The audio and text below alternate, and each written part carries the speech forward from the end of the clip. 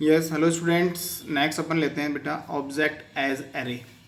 देखो ऑब्जेक्ट क्या होता है या ऑब्जेक्ट अपन बनाते कैसे, आई ऑलरेडी टोल्ड यू कि ऑब्जेक्ट बनाते कैसे। देखो यहाँ पर देखो वाइट मैन के अंदर अपन बात करें कि मैथ्स एम, यानी ये एम यहाँ पर क्या है, ऑब्जेक्ट है।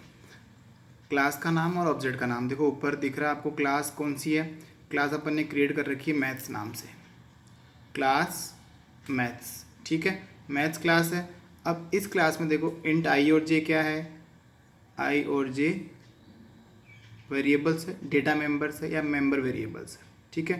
देन पब्लिक एक स्पेसिफायर है, देन वॉइड मेन। पब्लिक के बाद जो भी अपन यूज़ करते हैं वो क्लास के बाहर एक्सेस अपन कर सकते हैं।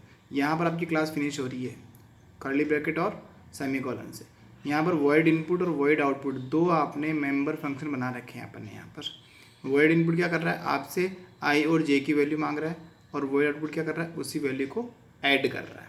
हम ये बताने वाले हैं कि ऑब्जेक्ट एज एरे, ऑब्जेक्ट मतलब ऑब्जेक्ट को अपन एरे एज एरे यूज़ कर सकते हैं। इसका रीज़न क्या है, क्यों करें अपन ऐसा।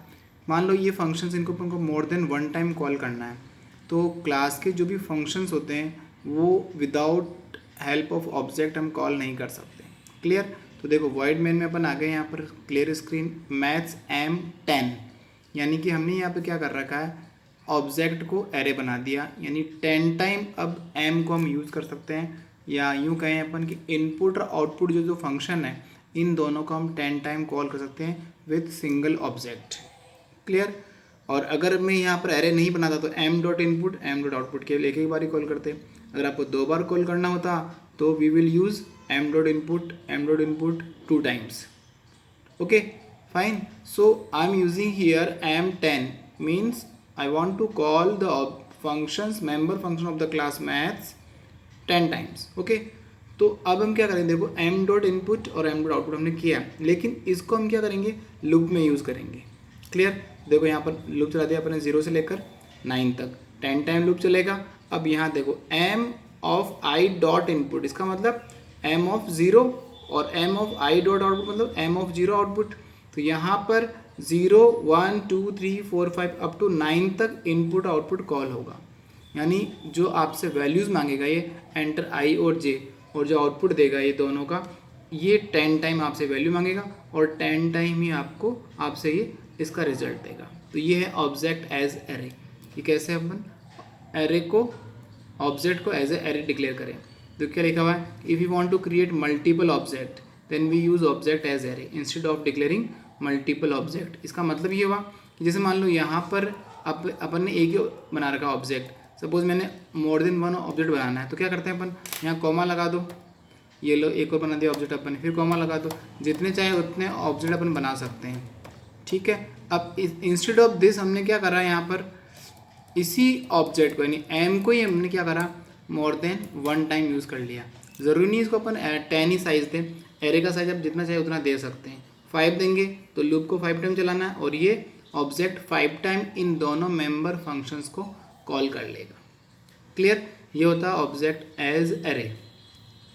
अब देखो इसके आगे अपन लेते हैं, देखो इसके अंदर making function outside the class. इसका मतलब क्या है, देखो यहाँ पर जो अपन ने फंक्शन बनाया है, ये यहाँ पर देखो दो फंक्शन है, इनपुट और आउटपुट दो फंक्शन है, ये दोनों फंक्शन क्लास के अंदर है। कैसे पता लगा, देखो यहाँ क्लास फिनिश हो रही है, सेमीकोलन है और इसके अंदर ये फंक्शन है। मैं इन दोनों फंक्शंस को क्लास के बाहर बनाना चाह रहा हूँ, तो हम क्या करेंगे, देखो इसके लिए अपन स्कोप रेजोल्यूशन ऑपरेटर का यूज़ करेंगे। कैसे करेंगे, देखो यहाँ देखो web two illustrate scope resolution operator, या यूँ कहेंगे web two illustrate making function outside the class. तो देखो यहाँ पर भी वही क्लास बना रखी मैंने, क्लास मैथ्स। अब यहाँ पर आई जे और पब्लिक, वॉइड इनपुट और वॉइड आउटपुट, ये दोनों फंक्शन मैंने डिफाइन तो कर दिए, लेकिन इनका जो लॉजिक है, इनका जो कोड है वो मैंने नहीं लिखा, और यहाँ पर क्लास को मैंने फिनिश कर दिया। अब इनपुट क्या कर रहा है और आउटपुट क्या कर रहा है वो अपने को पता नहीं है। हम क्या करने वाले हैं, इन दोनों फंक्शंस को क्लास के बाहर डिफाइन करेंगे। ठीक है। अब देखो कैसे डिफाइन होगा फंक्शन, यहाँ देखो void maths scope resolution operator and input. Maths क्या है, यहाँ पर क्लास का नाम, यानी क्लास के नाम के साथ में आपको फंक्शन का नाम लिखना है। Use member function outside the class using scope resolution operator. Clear. अब वही काम करना है क्या चेंज आया, सिर्फ ये चेंज आया कि हमने इसको यूज़ किया इसी लाइन का। इसके प्रीवियस प्रोग्राम में अपने वॉइड इनपुट के यही काम किया था क्लास के अंदर, वॉइड आउटपुट के यही काम किया था अपने क्लास के अंदर, ये अपने क्लास के बाहर कर लिया। लेकिन इसके लिए अपने क्या हेल्प लिया, स्कोप रेजोल्यूशन ऑपरेटर की हेल्प ली, maths dot scope resolution output. Okay, अब यहाँ पर आपको क्लास फिनिश करने की जरूरत नहीं है, because we already finish the class here. यहाँ हमने फिनिश कर दी तो ये पूरा चलेगा प्रोग्राम। अब उसके बाद में देखो पूरा प्रोग्राम एज इट इज़ है। क्लास मैथ्स एम बना लिया ऑब्जेक्ट अपन ने, m dot input m dot output, इस तरह से हमने क्या करा, इनको कॉल कर लिया। किनको, क्लास के। अभी भी एक क्लास के बाहर तो है, लेकिन still they are non as member function of class, because we declare these function inside the class. हम डिफाइन इनको बाहर कर रहे हैं, बाहर बना रहे हैं, इनको डिक्लेयर कर दिया। अगर आप ये नहीं करेंगे, वॉइड इनपुट और वॉइड आउटपुट अंदर क्लास के और बाहर ही सब करेंगे, तो एरर दे देगा कंपाइलर। क्योंकि आप मैथ्स इनपुट ले रहे हैं, कंपाइलर बोलेगा इनपुट तो मेंबर ही नहीं है इसका, तो ये मेंबर होना जरूरी है। तो पहले अपन ने इसको क्लास का मेंबर बनाया और उसके बाद अपन ने इनको क्या करा, बाहर डिफाइन किया। Clear.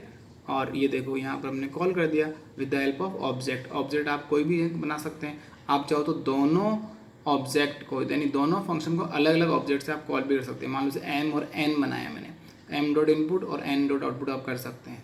With different object we can call the member function of the class.